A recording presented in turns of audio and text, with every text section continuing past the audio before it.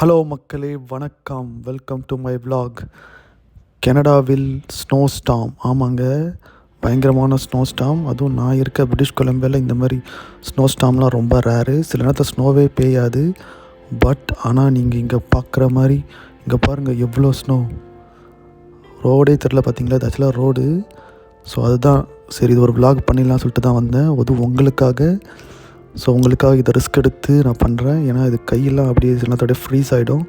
But இருந்தாலும் பரவாயில்ல, நம்ம சப்ஸ்கிரைபர்ஸ்க்காக இதை எடுப்போம்னு சொல்லிட்டு தான் எடுத்துகிட்ருக்கேன். இங்கே பாருங்கள், காரே பாருங்கள், கார் மேலே எவ்வளோ ஸ்னோ. இதை ஷஃபில் பண்ணுறதுக்கே 10 நாள் ஆகும் போல இருக்கே. இன்னொன்று சில இடங்கள்லாம் இருக்குது, மற்ற ஏரியாலாம் இருக்குது, மற்ற ப்ராவின்ஸு ஸ்டேட்டுன்னு சொல்லுவாங்க நம்ம ஊரில். அங்கெல்லாம் பார்த்தீங்கன்னா இந்த மாதிரி ஸ்னோ வரும்னு சொல்லிட்டு அவங்க எதிர்பார்ப்பாங்க, அதுக்கு எக்யூப்டாக இருப்பாங்க.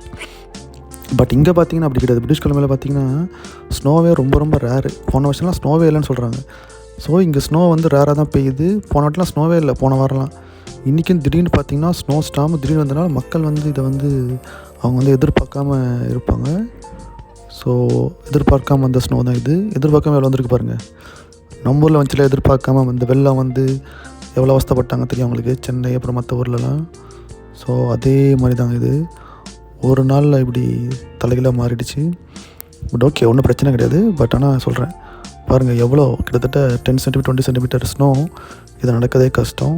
பட் எனக்கு ரொம்ப பிடிக்குங்க. பர்சனலாக எனக்கு ஸ்னோ ரொம்ப ரொம்ப பிடிக்கும். ஸோ அது என்ன தான் கஷ்டமாக இருந்தாலும் அது நம்மளுக்கு பிடிச்சிருந்ததுன்னா அது நம்ம என்ஜாய் தான் பண்ணுவோம்.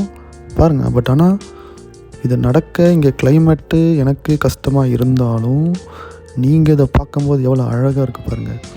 அதுவும் நம்ம சென்னை மாதிரி ஊர்லேருந்து பார்க்கும்போது இது கண்டிப்பாக உங்களுக்கு வேறு லெவலில் இருக்கும்.